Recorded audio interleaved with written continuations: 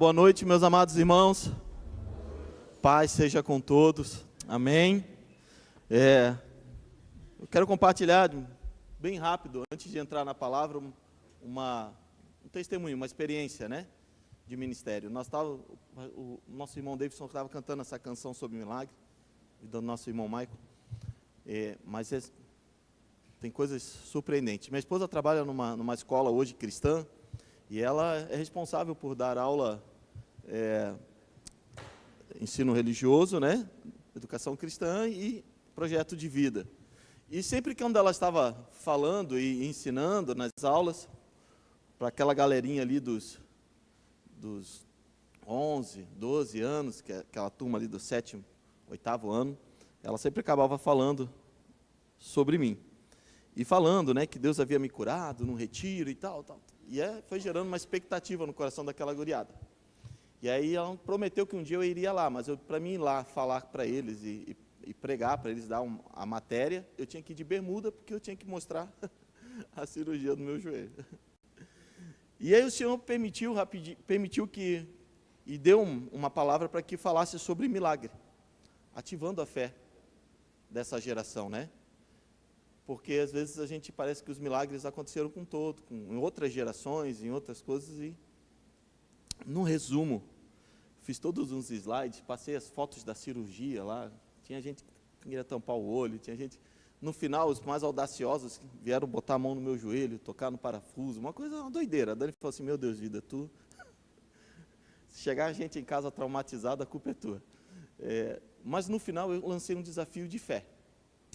Eu pedi para que cada um deles escrevesse uma carta ao Senhor,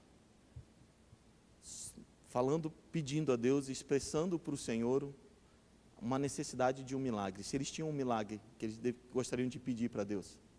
Porque eu era ali um milagre vivo ali, no sentido daquilo que o Senhor fez no meu joelho.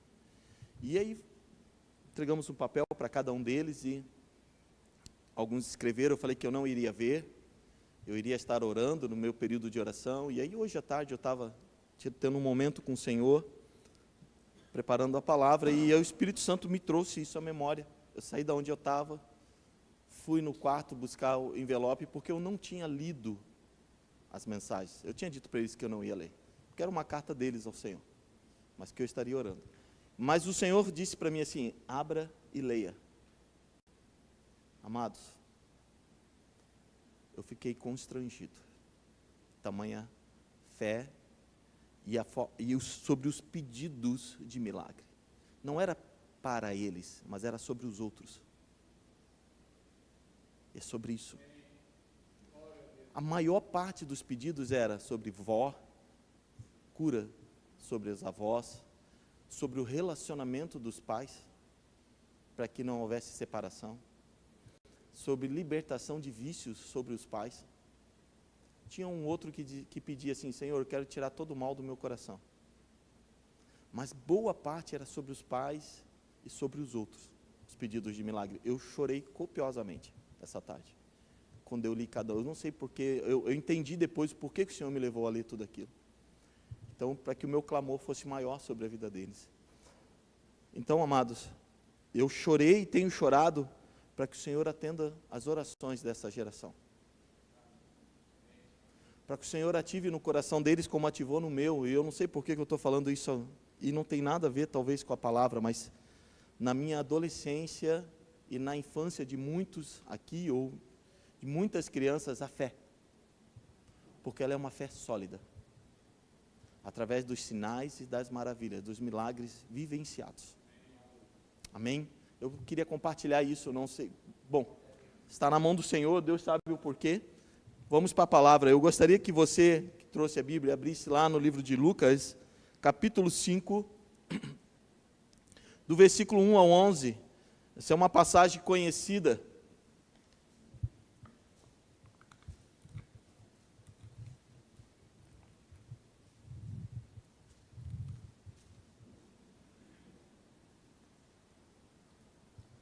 Essa passagem fala sobre o chamado encontro de Pedro com Cristo.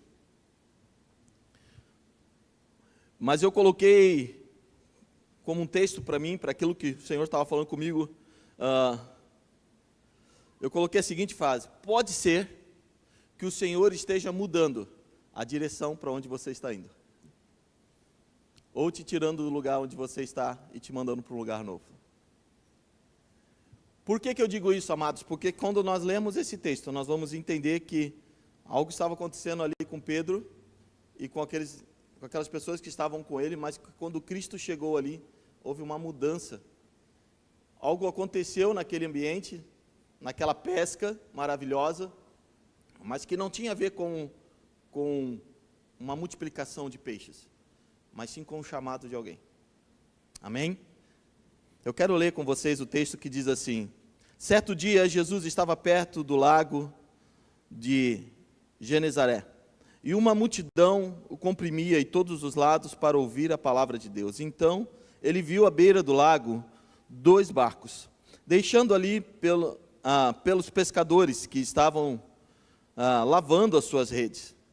E entrando em um dos barcos, que pertencia a Simão, pediu-lhe que afastasse um pouco para a praia. Então, sentou-se e do barco ensinava ao povo.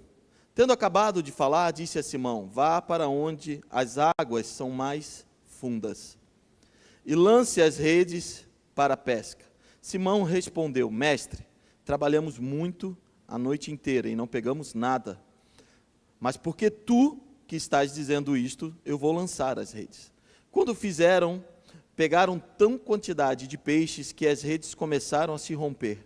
Então fizeram sinais aos seus companheiros no outro barco que viessem ajudá-los. E vieram e chegaram em ambos os barcos a ponto de começar a afundar. Quando Simão Pedro viu, ajoelhou-se aos pés de Jesus e disse: afasta-te de mim, Senhor, porque eu sou um homem pecador. Pois ele e todos os seus companheiros estavam perplexos com a pesca que havia feito. Como também Tiago e João e os filhos de Zebedeu, que eram sócios de Simão. Jesus disse a Simão: não tenha medo, e de agora em diante você será pescador de homens. E eles então o arrastaram os seus barcos para a praia e deixaram tudo e o seguiram. Amém? Eu quero orar rapidinho. Paizinho amado, santo e poderoso é o teu santo nome, Jesus. Espírito Santo, tu és nosso companheiro, tu és aquele que nos direciona, que nos dá entendimento, discernimento de todas as coisas. E eu preciso da tua ajuda para esta noite, para nos trazer esclarecimento, entendimento, não só sobre a palavra, porque por si só ela é completa, papai, mas sobre aquilo no qual o Senhor deseja falar conosco neste lugar. Senhor, sobre essa mensagem, seja para uma pessoa ou para o coletivo, ó Deus. Senhor, o que importa é que o teu objetivo seja alcançado, Senhor, nesta noite. Que a edificação da tua igreja, Senhor, aconteça no poder do nome de Jesus. Amém? Amados, o que eu coloquei aqui, né? Por acaso alguns de vocês já teve uma sensação ou um sentimento, né, de que está tudo dando errado? Mesmo sendo um bom cristão, mesmo às vezes guardando a fé, você vem à igreja, você toma ceia, você trabalha, você faz as coisas certas, dá um vacilo aqui e ali, mas nada assim que seja assim um exagero, coisas que você já, pelo Espírito, já corrige, mas fica essa sensação de que parece que, de alguma forma, parece que Deus vai te punir, ou está te punindo por causa daquela situação. Eu não sei se você já se sentiu assim em algum momento. Eu já me senti assim. Eu abri meu coração para vocês. Seria uma hipocrisia se eu dissesse que não, né? Que parece que, poxa vida, né? Parece que tal coisa não aconteceu, e aí é o primeiro sentimento que na maioria das vezes nós temos por não conhecermos a Deus de uma forma completa. Isso só acontecerá no dia que nós formos à glória. Essa é bem a verdade, estivermos nos céus. Esse completo, esse conhecer por completo, ele só vai acontecer no dia que realmente estivermos com o Senhor. Até lá, tudo que nós sabemos e conhecemos de Deus é aquilo que o Espírito nos revela e que nós conhecemos através da palavra e pela vivência que nós temos, mas não é completo. Então nós temos uma tendência às vezes a achar de que Deus pode estar querendo nos condenar por qualquer coisa ou por qualquer motivo. Eu me lembro que no começo da minha conversão e da minha juventude, eu tinha uma extrema dificuldade de me relacionar com Deus na questão de paternidade. Eu era apaixonado por Deus, eu chorava, buscava as coisas do Senhor, mas por qualquer tropeço que eu tinha, eu gerava um abismo gigantesco entre eu e o Senhor, entre o meu relacionamento com o Senhor. Sabe por quê? Porque eu tinha um problema de paternidade com o meu pai biológico. E para mim era muito difícil, e eu tive que ser, algo que teve que ser ministrado, quando teve aquele pessoal do Randy Clark, do Canadá, aqui, enfim, foi uma experiência maravilhosa. Alguém que não falava em português, não tinha um intérprete para mim, e ele ficou ministrando, enfim, no resumo disso tudo, ali foi revelado que eu estava atribuindo o meu relacionamento com Deus àquilo que havia acontecido com o meu pai biológico, um abandono, uma ausência, que por algum motivo aquele rompimento, então eu atribuía isso ao Senhor. Por quê? Falta de conhecer ao Senhor, de não ter uma proximidade, uma intimidade com Ele, a ponto de entender o que eu entendo hoje, que o amor dele é incondicional, por mim e por vocês, amém? Ele não nos ama pelo tanto que somos santos, amados, ou pelo tanto que eu e você acertamos, muito pelo contrário, Ele nos amou antes de acertarmos qualquer coisa, quando nós ainda estávamos condenados, amém? Mas mesmo assim, muitas vezes eu acredito que você ou eu somos pegos por esse sentimento de que parece que alguma coisa está dando errado, porque eu não mereço aquilo, ou porque eu não fiz por merecer, ou talvez até parece que nada está indo para frente, nada desenvolve, parece que eu estou estagnado, e muitas vezes nós começamos a perguntar para Deus, por quê? Senhor, por que não está dando certo? Senhor, por que não cresce? Senhor, por que eu não saio do lugar? Senhor, por que talvez a promoção não chegou? Senhor, por que esse problema continua me perseguindo? E vários porquês, quando na verdade nós deveríamos perguntar o quê? Para quê?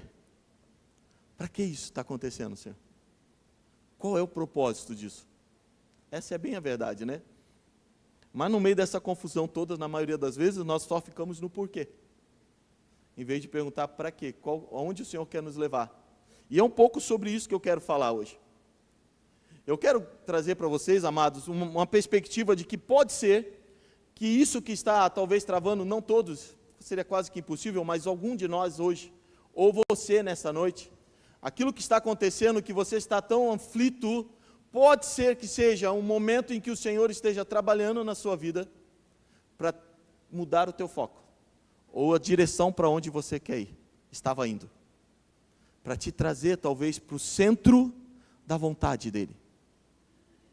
O Senhor te ama de tal forma, a ponto de que Ele sabe que a única linguagem que você entende é assim, sabe aquela linguagem que a gente trabalha com a criança, com o bebê, que ele quer insistir no lugar, o pai pega e traz para cá, e ele quer insistir, o pai pega e traz para cá, ele não entende o vocabulário do pai. Não, você não pode, você já viu isso? Muitas vezes nós falamos para a criança, para bebezinho que está aprendendo, não, é como se você dissesse, vai, ele continua andando.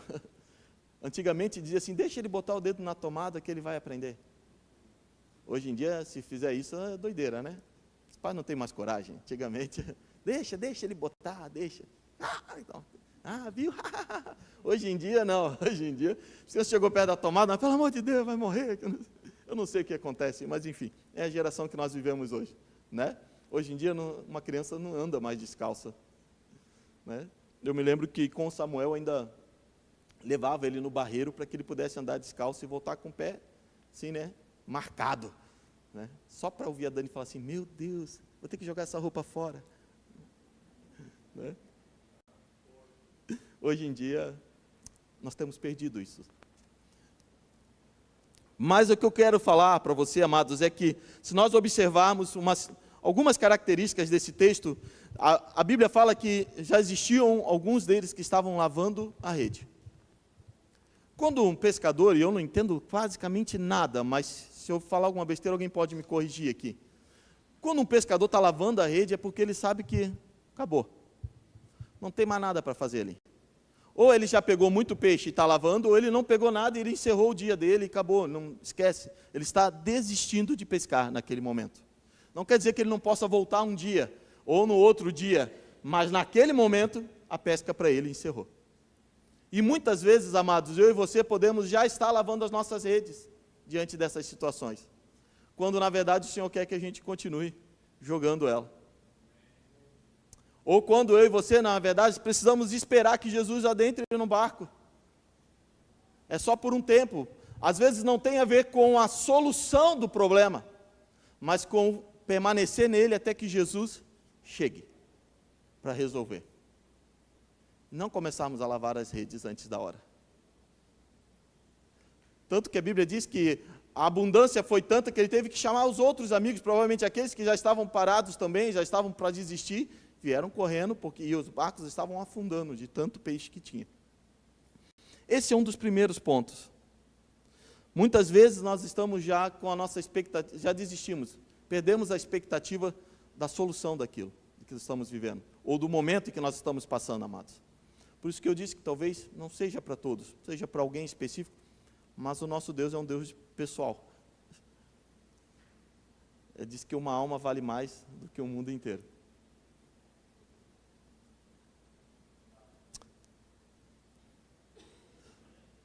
Sabe uma das pessoas uma das passagens na Bíblia fala sobre a viúva que tinha um restinho do trigo. Isso está lá em 1 Reis, capítulo 17, do versículo 10 ao 12, eu quero ler para os irmãos bem rápido, que diz assim: ela foi a Serapta. Quando chegou à porta da cidade, encontrou, ele foi a Serapta, ele falava aqui do profeta. Ele encontrou uma viúva que estava colhendo gravetos. Ele a chamou e perguntou: pode me trazer um pouco de água e uma jarra para eu beber? Enquanto ela ia buscar a água, ele gritou: por favor, traga-me também um pedaço de pão. Ela, porém, respondeu: tão certo como vive o Senhor, o teu Deus, não tenho nenhum pedaço de pão, só um punhado de farinha e um cântaro, e um pouco de azeite em uma botija. Estou colhendo os gravetos para levar para casa e preparar a refeição. Depois de comermos, eu e meu filho morreremos. Às vezes estamos assim, amados, segurando a reserva. Estamos agarrados a um pouquinho de farinha e azeite, esperando o pior acontecer. Já desistimos, ou simplesmente falamos assim: olha, Deus está aqui, está tudo certo, eu já entendi que o que tem para mim é isso aqui mesmo, é o sofrimento, é a condenação, então está tudo certo. Deixa eu falar para vocês, e eu não estou falando isso como alguém que é um superdotado de fé, amados, pelo contrário. Essa semana mesmo eu perguntei para o Senhor, eu chorei para o Senhor essa semana e disse para Deus: Deus, me perdoa a minha falta de fé. Porque está difícil às vezes. Você entende isso, amados? Nós precisamos nos alimentar todos os dias e reafirmar aquilo que nós vivemos em Cristo, mesmo diante dessas situações. E eu não estou falando isso como alguém que é um super-homem, ou alguém que é superdotado de fé, pelo contrário, estou falando aqui como alguém que é carente e precisa ser alimentado, e precisa renovar isso, porque daqui a pouco eu sou o cara que começa a lavar as redes. Essa é bem a verdade. Muitas vezes me vi lavando a rede, quando o Senhor me disse assim: ei, o que está fazendo? Calma, espera aí, não lava ainda. Eu quero te entregar um punhado de peixe, só para o dia de hoje. Não é nem para você guardar, é só para o de hoje. Essa é a verdade, amados. Se nós formos olhar, um segundo ponto que acontece nessa passagem é o fato de Pedro estar se sujeitando à ordem de Jesus. Pedro poderia muito bem falar: Senhor, com todo amor, com todo respeito, nem lhe conheço, já ouvi falar de você, mas sabe de uma coisa? Sai do meu barco, sai, que eu estou cansado. Essa é bem a verdade. Mas Pedro, ele se sujeitou à ordem e à palavra do Senhor. Ele disse assim: olha, porque você está falando, eu vou fazer. Não existia mais nada de fé nele. Não existia, na verdade, esperança. Ele fez por obediência, por sujeição. E a palavra do Senhor fala em Tiago, capítulo 4, versículo 7, diz assim: portanto, submeta-se a Deus. Resistam ao diabo, e ele fugirá de vocês. Muitas vezes, amados, o que nós precisamos é simplesmente nos mantermos sujeitos à vontade dele, daquilo que nós estamos vivendo nesse momento. E aí tudo aquilo que nós achamos que vem contra nós, tudo aquele levante, tudo aquilo, coisa que está acontecendo, tudo que está acontecendo, isso vai ter que passar. Porque se nós estamos debaixo da vontade do Senhor, amados, se nós estamos nos colocando debaixo daquilo que Ele deseja para nós, nada vai ficar. A Bíblia diz que o choro pode durar uma noite, mas a alegria vem pela manhã. É claro que o amanhã não é o amanhã de amanhã de manhã. Ele está se referindo a um tempo, a um período de dificuldade, um período de tristeza, um período de dor, talvez, mas que em algum momento isso irá passar, amém? Em nome de Jesus.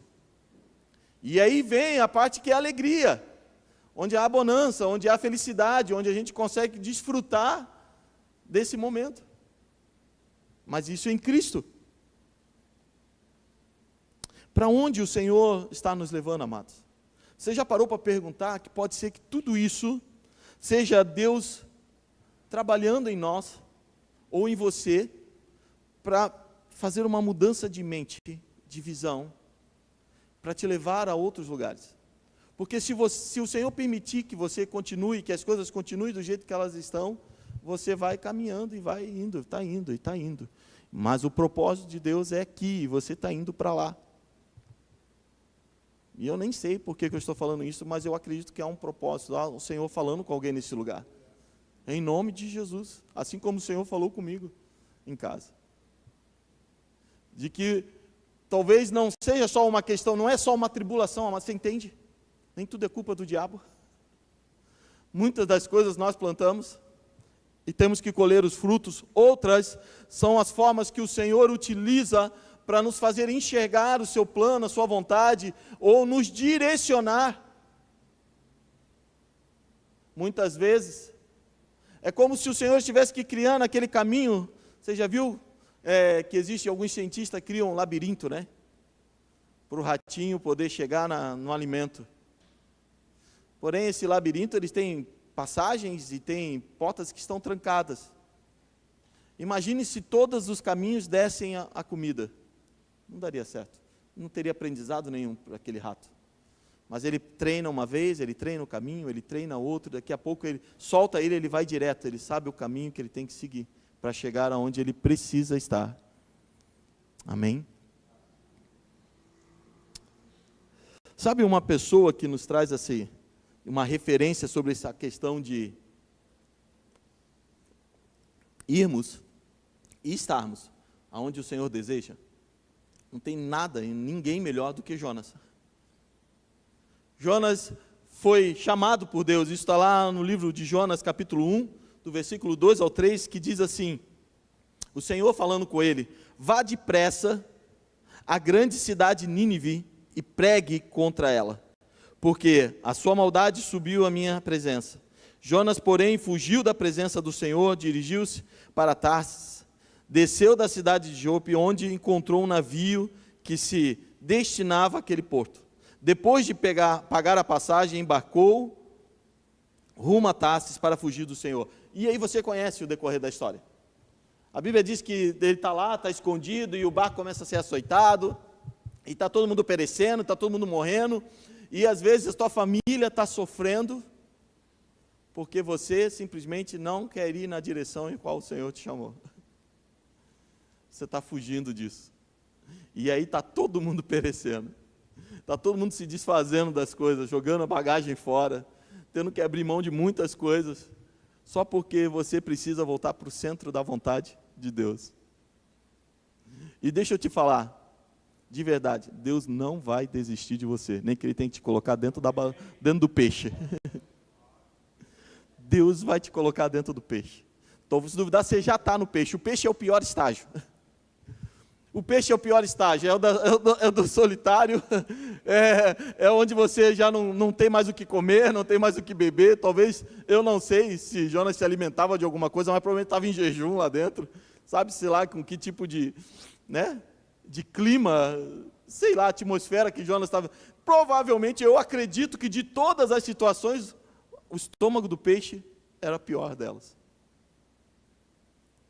E talvez você não precisa chegar lá, né, amados? Olha aqui, eu não preciso chegar lá no estômago do peixe para olhar e dizer assim, Senhor, tá bom, Senhor, o que tu quer que eu faça? O que tu quer que eu mude? O que eu preciso tirar, Senhor? O que eu preciso colocar na minha vida? Para que eu possa, Senhor, atender. Sabe qual que é o resultado, amados, de atendermos o chamado do Senhor? De ouvirmos e irmos na direção certa. Pararmos um pouco e olharmos, Senhor, para onde o Senhor está me levando? Senhor, por que tudo isso tudo está acontecendo para quê, Senhor? Você até pode perguntar o porquê, mas pergunte o para quê também. Muito difícil a gente tirar o porquê, mas você não precisa tirar ele, mas acrescente o para quê. Em nome de Jesus. Sabe? Lá no finalzinho do capítulo 3 do livro de Jonas, versículo 10, diz assim, ó, tendo à vista que eles fizeram e como abandonaram os seus maus caminhos, Deus se arrependeu e não destruiu como tinha ameaçado. Uma cidade inteira foi salva, sabe por quê, amados? Porque alguém mudou o caminho. Alguém resolveu andar na linha, voltar para a direção certa. Você entende isso? Aí você pode pensar assim, não, mas eu não sou ninguém. Você é alguém, sim. Você é quem Deus chamou e quem Deus atribuiu um dom, um talento, um chamado, um propósito, algo que está esperando para que você faça. Tudo bem, se você realmente for um rebelde ou uma rebelde, e realmente não quiser e quiser se manter na barriga do peixe, Deus vai levantar outra pessoa para fazer, porque a obra dele não para. A obra dele não para, amados. E eu quero terminar dando um testemunho sobre o ministério que eu vivo hoje, no Conexão Team. Eu fiz 9 anos de ministério, que eu trabalhando com essa geração, por isso que eu estou assim, acabadinho. Não, estou brincando. Não, por isso que o Senhor tem me renovado, na verdade. Essa é a frase certa. Sabe? E deixa eu te falar, lá no começo, nós tínhamos uma grande preocupação, porque nós tínhamos pessoas abençoadas trabalhando conosco, nos apoiando, sabe? Sempre fazendo alguma coisa, sempre, e assim, nós tínhamos esse refrigério, mas aí o que acontece? É muito comum isso, e eu super entendo hoje, na época eu não entendia. O filho sai da adolescência, vai para o jovem, o que acontece com o apoio? Vai junto. Ele vai apoiar o ministério do jovem. Por lógica deve ser assim. E aí nós ficamos sem apoio. Aquela pessoa que trabalhou lá, desenvolveu o talento, e foi embora. Sabe? Então assim, e aí começa o processo de novo, e começa Deus levantar outros novamente, e às vezes no começo existia uma grande preocupação, e agora, como nós faremos isso? Mas o Senhor com o tempo foi ministrando, ele falou assim, filha, a obra é minha. Não importa, e já teve momentos de pessoas dizer assim, isso aqui eu não faço. Amado, Deus abençoe, só não fiz sinal da cruz para despedir, mas fora isso, a gente liberou na bênção, para ir embora, e está tudo certo. Deus levantou outros, amados. Sabe por quê? A obra não para, e eu tenho consciência de uma coisa, se amanhã o Senhor disser assim, filho, dê o teu tempo, eu jamais teria pretensão, amados, de que quem viesse após mim não faria menos do que eu faço hoje, pelo contrário, eu seria apenas história, porque hoje o que importa é o nome de Cristo. Com certeza o Senhor teria algo novo para essa geração, não de físico, de unção, tá bom? Então eu quero que vocês entendam isso, amados, Deus não precisa literalmente de nós para fazer alguma coisa, mas Ele nos quer fazendo. Ele quer que nós façamos, amados, porque somos seus filhos. Nenhum pai que chama o filho para ajudá-lo a fazer alguma coisa, assim, filho, fica aí parado olhando e eu vou ficar fazendo. Geralmente quando eu vou cortar a grama lá em casa, o Arthur já vem me ajudar, que é normal, já está doutrinado nisso, e aí tem o Samuelzinho, a maior luta é com o Samuel, 10 anos, aí filho, eu dou o serviço mais leve para ele, que é tirar o mato do paver, tem um ou outro ali que nasce, ou ajudar a raspar, ou pegar só e botar dentro do balde. Rapaz, aquilo ali para ele é uma eternidade. Ele pega, tira um mato, aí ele faz assim, pai, vou descansar um pouco, tá? Ai, Jesus. E eu estou lá, daqui a pouco ele me chama umas 50 vezes, para dizer que ele precisa descansar, para dizer que ele precisa beber água, para dizer que ele vai no banheiro, e está tudo bem.